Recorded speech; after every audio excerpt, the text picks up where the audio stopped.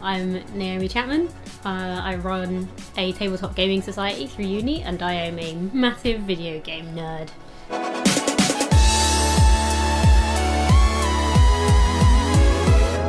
It is very fun being a geek. For the start, it's not just about what you like and enjoy. I mean, that kind of comes part and parcel with it. If you like something and there's a community built around it, then obviously you're gonna, if you're, like, I'm fairly extroverted, I enjoy socializing and interacting with other people. So when I find people who I have something in common, I enjoy sharing and enthusing about that. It is fun. You don't have to be ashamed to love something a lot. You don't have to keep your cool about anything. It's good. I think that we've had a lot of strong role models, especially in the film industry recently, that have really helped to bring females forward in the game industry and the film and comic book industry. Definitely, I think film role models, Emma Watson, Jennifer Lawrence, have really, really helped push this forward and make it better for everyone. Particularly in the gaming culture, women are always seen as, like, you look at Mario, like, it dates back to years, well long before I was born, where women are seen as the prize at the end of the game. Princess Peach is the most iconic, like, example that I can give of that. It's pretty disgusting. And then on the one time that's, well, in the few cases that they do get a chance to be in the limelight, they're sexualized. Lara Croft, as pixelated as she was, like, her character model was made to be voluptuous, shall we say. Women are generally, I think, used especially for the male gaze. They are, I think, objectified sometimes, especially with certain camera movements, the whole going up the leg to the breasts and then going to the head, or down the other way. You always get that swoop. We still get a lot of the automatic sexualization of women, putting them in as roles to be attractive, roles where the only purpose for them is to be an attraction to the male man. Because if you watch the old Batman, there's only usually one woman in it who is the love interest of Batman / Bruce Wayne. So that's kind of like, in like those films, they always have the woman as the love interest. So that's usually what they're just there for, to be something for the men to look at. I think that women have an extra set of obstacles because they're women. I think there is a perception that they have to be looked at not as a woman, but as a geek, and I think they're looked at that first. Whereas if you're a guy, I think you can be looked at as a geek, and the whole guy, and you don't have to be looked at as a guy geek. You're just a geek. I have been sexually harassed on a number of occasions, and for that I mean everything from being shouted across the hall, "You're sexy as fuck," right across the hallway at this convention in May, actually.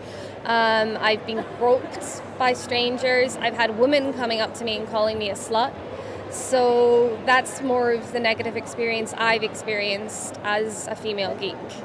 Like, I've lost friends. Through online gaming, that because I don't go by my real name. I go by a handle when I play games. And so I've made friends. I've played with them, and then something will happen. And they'll be like, "What? Are you a girl?" I'll be like, "Yes, I am." I thought that was obvious. And they'll be like, "Oh, okay," and that's it. Friendship over. When you're with, it sounds strange to say this, but when you're with other geeks, when you're at like the conventions and stuff, I've never had any problems. But in the workplace, yes, it's weird. So like, as a geek, you can imagine that we're allowed to personalise our workspace, and my workspace has stormtroopers and little turrets from Portal and things. And people come in and they, first of all, assume it's not my desk. And two, they will actually not ask me for help. They will walk past me and ask a man. And at first I thought this was because there's two people in this office. I'm a woman and he's a man, so it's 50-50 which one of us they come to. But no, they will walk past me.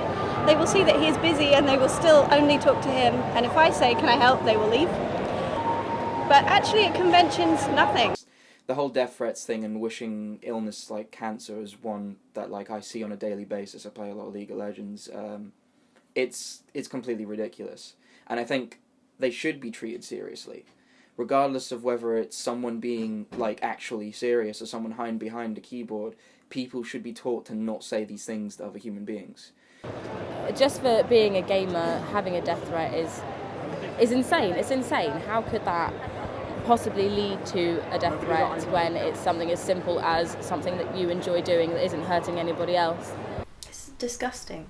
Like, not even for the fact that it's women, just for the fact that anybody who wants to get into that and who are getting victimised is disgusting. Just let people like what they like and get into. I can't imagine how scary it is for some people. I mean, like, I was reading the Gamergate story the other day about Felicia Day saying that she didn't want to speak up about it, and because of fear of being doxxed, and the second she did, she got doxxed. It's just living in a world where you literally fear to speak up about anything that upsets you and stuff like that is just awful. I mean, I remember reading the article, she also said that, like, usually if she was walking down the street and she saw a bunch of guys wearing, like, Geek t-shirts or something, she would say hey or something. But, like, now she would cross the road and avoid them just in case, like, they say something bad about her or call her a fake geek girl and all that shit, you know? Feminist Frequency, Anita Sarkeesian, had to cancel speaking because of these threats, so it doesn't matter whether they're real or not. They are inhibiting what people are doing, they're censoring people. And yes, she's still speaking out from behind the wall of the internet and stuff, but she wanted to do this thing, and the security there wouldn't take it seriously. They said people were still allowed to take in concealed weapons into the auditorium despite her death threats. So it doesn't matter whether they're real or not, they should be taken seriously, because people need to learn that they can't make threats like that. If you have a problem with someone because of where they are, because of their origins, not because of their interests, if someone's a geek and you're getting on about them, about, oh, you're from this nationality, or you're a woman, or you're from this religion, if you're harassing people for those reasons, then that has nothing to do with geek culture. You are giving them shit, and you're being a poor human, not just a poor geek. And I think if people are engaging death threats with women because they're women in gaming, then I think there's a large part of there are people who have issues with women, not just women in gaming. I don't see that there's any grounds to exclude anybody from any form of society, really. I know that there are problems because there's a lack of representation in the media still, and certainly on the geek media there's still a lack of representation of women. There's a lack of representation of homosexual relationships that are true and not just being thrown in there to pander. Once I think we gain true equality in the media that geekdom is basing itself on, then we should hopefully get true equality in the people who are reacting to it. The fact that so many more people play video games than they used to means that it's much more encouraged to have video games which include lots of minority groups, even though it seems a bit silly because the video gaming population, I think 45% of people who play video games are women anyway. And obviously a vast majority of gamers are of different race as well, and yet the most common protagonist in a video game is a straight white male still. It'd be lovely to see more genders, sexual orientation, races, that sort of thing. I think that women don't feel like they can talk about it as much, and although that's changed a lot recently, I think more work needs to be done, because even now in mainstream culture there's still this sense that girls don't fit in. Girls still don't feel like they can own up and say, I'm a geek and I'm happy and I'm proud of that and I can do what I want, and I really want that to change.